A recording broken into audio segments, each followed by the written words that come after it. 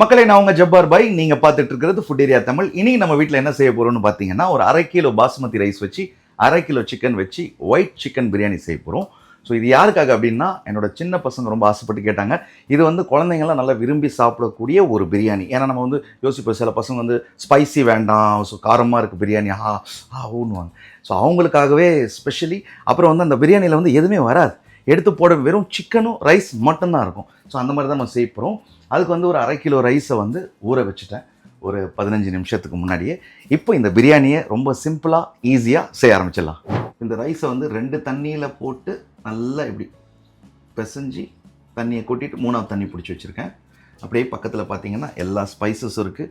என்ன இன்க்ரீடியன்ட் அப்படின்றத சொல்லிடுறேன். வெங்காயம் ஒரு 200 கிராமு, பூண்டு ஒரு 10 பல், இஞ்சி பார்ப்பீங்க நீங்களே ஒரு 1.5 இன்ச்சு சைஸில் 2 துண்டு. அப்புறம் பச்சை மிளகா வந்து நிறைய எடுத்து வச்சுருக்கேன். நான் இதில் வந்து ஒரு 3 அல்லது 4 தான் போட போகிறேன். அப்புறம் மல்லி லேசாக ஒரு 5 விரல் கடங்குற மாதிரி, புதினா ஒரு 5 விரல் கடங்குற மாதிரி, முந்திரி பருப்பு பத்த முந்திரி ஒரு 20-25 முந்திரி எடுத்து வச்சுருக்கேன்.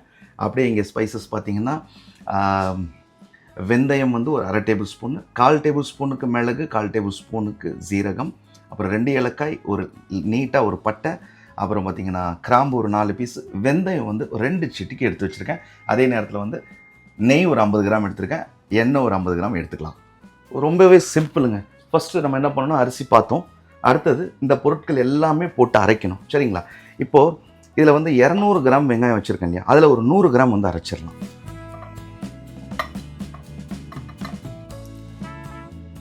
இந்த 2 இன்ச்சு பெருசாக இருக்குது, அப்படியே போட்டோம்னா பிளேடு மொக்கையாயிடும். அப்புறம் நம்ம தான் எடுத்துகிட்டு சுற்றணும். பிளேடு மாற்றி கொடுங்கன்னு வீட்டில். அதனால் புடிசாக எவ்வளோ முடியுமோ அவ்வளோ புடிசாக வெட்டிக்கலாம். அப்புறம் பார்த்திங்கன்னா ஒரு 3 பச்சை மிளகாயை இதே மாதிரி நறுக்கி போட்டுக்கலாம்.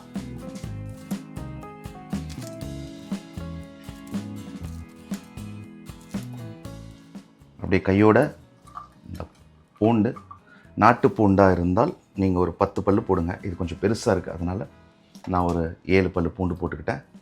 அப்புறம் முந்திரி நான் சொன்னேன் இல்லையா, ஒரு பத்த முந்திரி 20, இதையும் சேர்த்துட்றேன். இப்போ பார்த்தீங்கன்னா இந்த வகைகள், இந்த ஸ்பைசஸ் வகைகளை சேர்த்துடலாம்.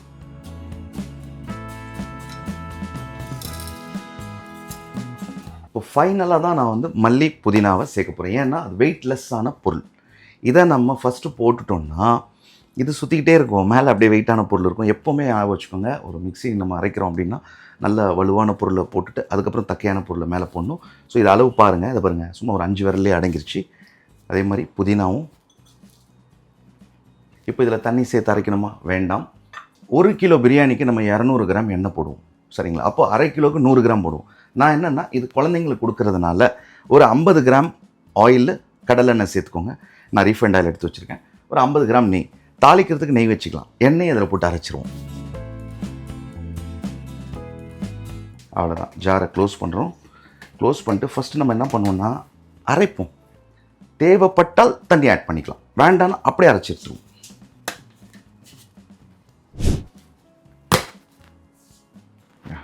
பார்த்தீங்களா? பாருங்கள் எந்த அளவுக்கு பேஸ்ட் பண்ணிடுங்க, நல்லா பேஸ்ட் பண்ணிடுங்க. எதையுமே பிள்ளைங்க தூக்கி போடக்கூடாது. இருக்கட்டும். இப்போ இங்கே வாங்க, இந்த பர்னர்ஸை பாருங்கள். இப்போ இந்த மாதிரி அடுப்புன்னா பெரிய பர்னரு, சின்னது, இந்த மாதிரி இருக்கும். நம்ம வீட்டில் நார்மலாக செய்வோம் இல்லையா, அந்த நீட்டாக அந்த பைப்பு சுருவி. ஸோ அதில் பார்த்திங்கன்னா ஒரு சின்ன பர்னர் ஒன்று பெருசு இருக்கும். நம்ம வந்து பெருசில் தாளிப்பு கீழ்ப்பு எல்லாமே முடிச்சிடணும். தம் போடும்போது சின்ன பர்னரில் வச்சிடணும். ஏன்னா 1/2 கிலோ பிரியாணிக்கு அந்த பெரிய பர்னர் வந்து என்ன ஆகும்னா சீக்கிரம் தண்ணி சுண்டிடும். அப்படி பிரியாணினா ரஃப்பாக இருக்கும், சரிங்களா? அந்த பிரியாணிக்கேற்ற அந்த வாட்டருக்கேற்ற அந்த நெருப்பு கொடுத்தா தான் இந்த பிரியாணியோட அந்த நீட்டாக வரதும் சாஃப்டாக வரதும் அதில் தான். சரி, ஓகே. இப்போ நான் என்ன பண்ணுறேன்னா பின்னாடி இருக்கிற பர்னர்லேயே வச்சுக்கிறேன். ஏன்னா இது வந்து 1/2 கிலோவுக்கு இந்த பர்னர் வந்து ரொம்ப பெருசு. பாத்திரம், நெய் 50 கிராம். பாத்திரம் சூடாகிறதுக்கெலாம் வெயிட் பண்ணாதீங்க. அந்த 100 கிராம் வெங்காயம் இருக்குது தெரியுமா, அது அந்த நெய்யில் அப்படியே போடணும். யோசிப்பீங்க, என்னடா சாப்பிடும்போது எதுவுமே வராதுன்னாரு, இப்போ வெங்காயம் போடுறாரு, அது வெங்காயம் வரும், என்ன நல்லா தாளிச்சிடலாம். அது வேகிறதுலேயே அப்படியே வெங்காயம் அரிசியோடு சேர்ந்துடும்.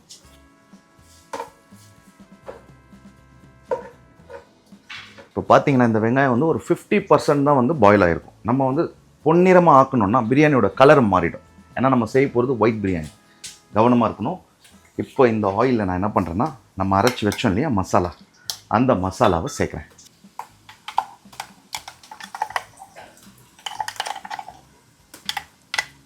இப்போ இதில் இருக்கிற எல்லா மசாலாவும் அதில் சேர்த்துட்டேன். இதை வந்து லேசாக தண்ணி எடுத்து ஜார் மூடி நல்லா குளுக்கணுன்னா வேஸ்ட் ஆகாமல் நம்ம ஊற்றிடலாம். ஏன்னா போட்டிருக்கிற இன்க்ரீடியன்ஸ் பார்த்திங்கன்னா நல்ல ஹெல்தியான இன்க்ரீடியன்ஸு. ஸோ இப்போ நம்ம இந்த நேரத்தில் இந்த மசாலாவை மிக்ஸ் பண்ணிப்போம் இந்த நெய்யில்.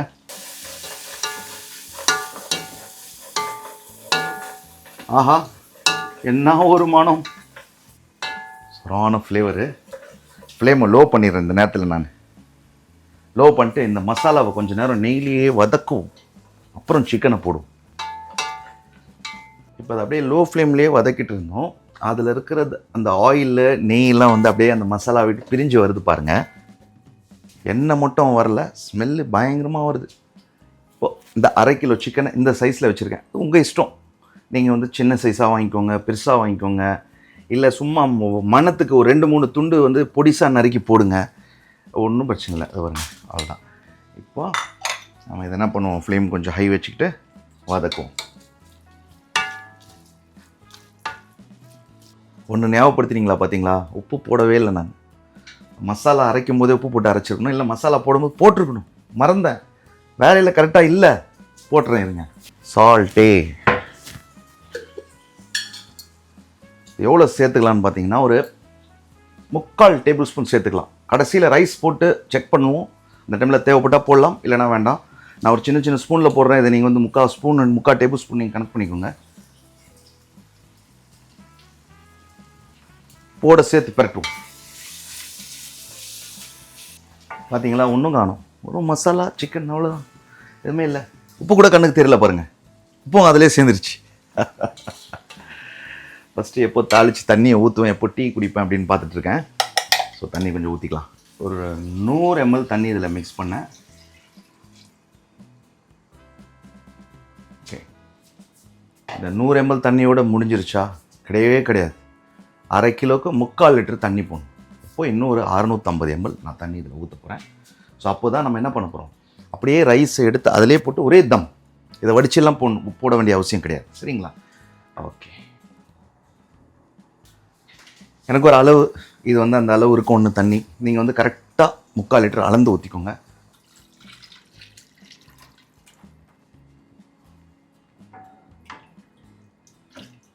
அவ்வளோதான். நல்லா இந்த மாதிரி கிண்டி விட்டு தட்டு மூடிட்டு ஃப்ளேம் ஹை. நல்லா மசாலா கொதிக்கும்ல, அந்த நேரத்தில் லோவாக வச்சுட்டு ஒரு 20 மினிட்ஸ் விடுவோம். சிக்கன் பார்த்திங்கன்னா நம்மளுக்கு வந்து ஒரு 75 to 80% வெந்துடும். அதுக்கப்புறம் அரிசி போட்டு நம்ம தம் போடும்போது 20% வெந்துடும். சாப்பிடும்போது சாஃப்டாக இருக்கும். இப்போ நம்ம டீ சாப்பிட்டு வருவோம்.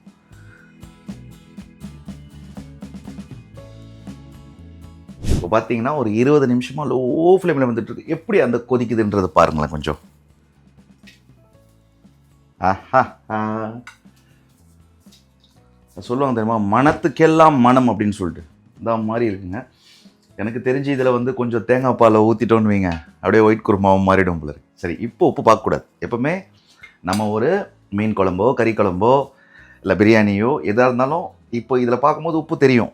நம்ம ஒரு இதை சேர்த்ததுக்கப்புறம் உப்பு வந்து என்ன ஆகும்னா குறையும். ஸோ அதனால் அரிசியை போட்டுருவோமா? தண்ணியை நல்லா எடுத்துகிட்டு போட்டிருக்கிறேன். ஒரு பருக்கும் வேஸ்ட் பண்ணக்கூடாது. சாப்பாடு கிடைக்கிறது எவ்வளோ கஷ்டம். இப்போ இந்த நேரத்தில் நம்ம என்ன பண்ணுவோம்னா ஃப்ளேமை வந்து ஹைக்கு கொண்டு வருவோம். ஹைக்கு கொண்டு வந்து அரிசியை கிண்டுவோம்.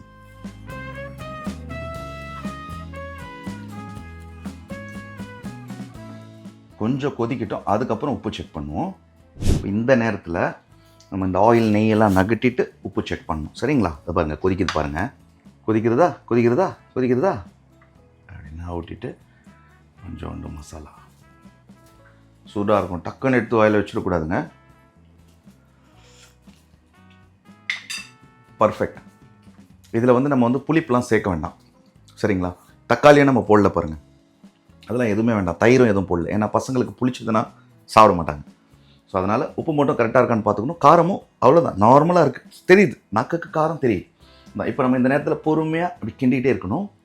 அரிசியும் இந்த மசாலாவும் லெவலாக வரும்போது லோ பண்ணி ஃப்ளேமை தம் பண்ணணும். வெயிட் பண்ணுவோம். அரிசியை உடைக்கக்கூடாது. இப்படி இப்படி இப்படி இப்படி இப்படின்னு கிண்டுவோம் இல்லையா, அந்த மாதிரி கிண்டக்கூடாது. அது தப்பு. அது அரிசிக்கு செய்கிற துரோகம். ஏன்னா அது முழுசாக வருது, அதையும் உடைக்கணும். அப்படி கழட்டி தட்டில் போட்டோம்னா அப்படியே எல்லாம் சேமியா மாதிரி இருக்கணும். காதலின் தீபம் ஒன்று ஏற்றினாலே என் நெஞ்சில். பசங்க ஏற்றுவாங்க காதலின் தீபம் இதை சாப்பிட்டோன்னே. அப்புறம் சொல்லுங்கள், எப்படி இருக்கீங்க எல்லாரும்? ஸோ மலேசியா அடுத்த மாதத்தில் ஓப்பனிங், பட் டேட் தெரியல. Middle of the month, October middle of the மந்தில் ஓப்பன் பண்ணிடலாம் அப்படின்னு நினச்சிட்ருக்கேன். ஸோ அடுத்தது என் ஜேர்னி மலேசியா போகுது. ஜேபியில் நிறைய சப்போர்ட் கொடுத்தீங்க. ஸோ அதே மாதிரி கோலாலம்பூர்லேயும் சப்போர்ட் பண்ணுவீங்கன்னு நம்புகிறேன். பிரேக்ஃபாஸ்ட் நல்லா ஒரு மெயின் ஏரியாவில் தான் வச்சுருக்கேன். ஏன்னா யார் ஆக்சஸ் பண்ணாலும் ஈஸியாக இருக்கணும் அப்படின்னு சொல்லிட்டு நிறையா பார்க்கிங் வசதியும் அங்கே இருக்குது. நிறையா மெனுவில் ஆட் பண்ணியிருக்கோம். ஸோ நன்றி. ஏன்னா ஒரு சேனல் ஆரம்பித்ததுலேருந்து இவ்வளோ தூரத்துக்கு உலகம் ஃபுல்லாக நம்ம ஒரு பிரான்ச்சாக நம்ம ஆரம்பிச்சிட்ருக்கிறது மிக சந்தோஷம். அது உங்களுடைய சப்போர்ட் இல்லாமல் நோ சான்ஸ். இதே மாதிரி சப்போர்ட் கொடுத்துட்டே இருங்க. நானும் உங்களுக்காக ப்ரே பண்ணுறேன். பேசிகிட்டே இருக்கும்போது கவனமாக இருக்கணும், தப்பாயிடும். அரிசியும் மசாலா வந்துருச்சுன்னா அப்புறம் விட்டுட்டோன்னா அவ்வளோதான். இப்போ பாருங்கள், அரிசிக்கும் மசாலாவுக்கும் லெவலாக வந்துருச்சு. தட்டை மூடுறோம், ஃப்ளேம் லோ. இப்போ இதை நம்ம என்ன பண்ணுறோன்னு பார்த்தீங்கன்னா, ஒரு கிராம்பு எடுத்து இவர் ஒரு ஓட்டையோடு தான் வருவார் இந்த மூடி. அதனால் அந்த மூடியை ஓட்டையை அடைச்சிடும். அவ்வளோதான். எப்படி ஐடியா? டெக்னாலஜியா. அவ்வளோதான். இப்போ இதை நம்ம என்ன பண்ணோன்னா 10லேருந்து 15 நிமிஷம் போதும். சரிங்களா? அதுக்கப்புறம் திறந்து பார்ப்போம். நம்மளுடைய 15 நிமிஷம் முடிஞ்சுது. இப்போ நம்ம ஓப்பன் பண்ணுவோம். தண்ணி இருக்கும், ஓப்பன் பண்ணி தண்ணி அப்படியே வேற எங்கேயாவது கொட்டிடணும். அடுப்பை அணைச்சிருவோம். இந்த ரைஸ் பார்க்கும் போதும் நம்மளுக்கு ஃபுல்லாக நல்லா வெந்து ஃபஸ்ட் கிளாஸாக இருக்குது பாருங்கள்.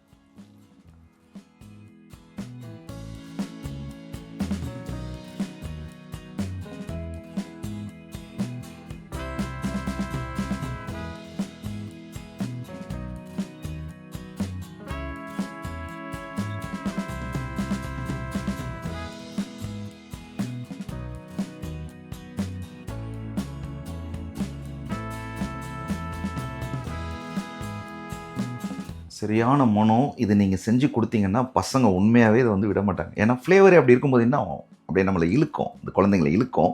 கறி எப்படி வந்திருக்குன்னு பாருங்கள். அது பாருங்கள், மசாலாவில் நல்லா ஜூஸியாக பார்த்தீங்களா? ரைஸோடைய உதிரி பார்த்தீங்களா? அது பாருங்கள் எப்படி இருக்கு பாருங்கள். ஆஹா, அது என்னென்னா கொஞ்சம் டெம்ப்டிங்கானது ஏதாவதுன்னு பார்த்தாலே வாய்ஸ் உள்ளே போயிடுது. கறியை கொஞ்சம் பிச்சு ரைஸ் கொஞ்சம் எடுத்து. இவ்வளோ சூடாக சாப்பிடாதீங்க குழந்தைங்களா. சாப்பாடு கொஞ்சம் ஆறுனதுக்கப்புறம் சாப்பிடுங்க. அங்கிள் சாப்பிடுவேன்.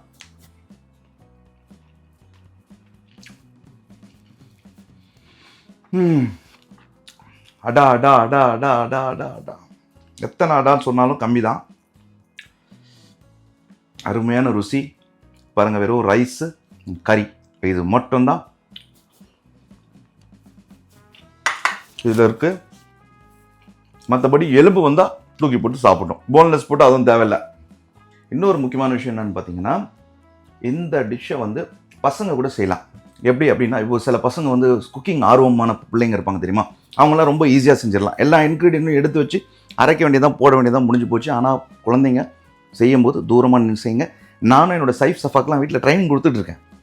அவங்களும் ஏதாவது எனக்கு செஞ்சு கொடுப்பாங்க. அந்த உருளைக்கிழங்கு போட்டு, அதை போட்டு, பிரெட் க்ரம்ஸ் போட்டு, அந்த நட்கெட்ஸ் அது இதுன்னு சொல்லிட்டு செய்வாங்க, சாப்பிடுவேன். ஸோ அதனால் சமையல் அப்படின்றது எல்லாருமே கற்று வைக்க வேண்டிய ஒரு விஷயம். ஏன்னா அது கடைசி வரைக்கும் நம்ம சாப்பிட்டு தான் ஆகணும். ஓகே, நம்மளுக்கு சமைச்சு கொடுக்க யாருமே இல்லைன்னா கூட நம்ம என்ன பண்ணோம், சிம்பிளாக ஏதாவது சமைச்சு சாப்பிட்டுக்கிறோம். சரி, அதனால் சமையல் எல்லாருமே கற்றுக்கோங்க. ஸோ இதை நீங்கள் ட்ரை பண்ணிவிட்டு எப்படி இருக்குது டேஸ்ட்டுன்னு சொல்லிட்டு எனக்கு கமெண்ட் பண்ணுங்கள். மறுபடியும் அடுத்த வீடியோவில் சந்திக்கிறேன்.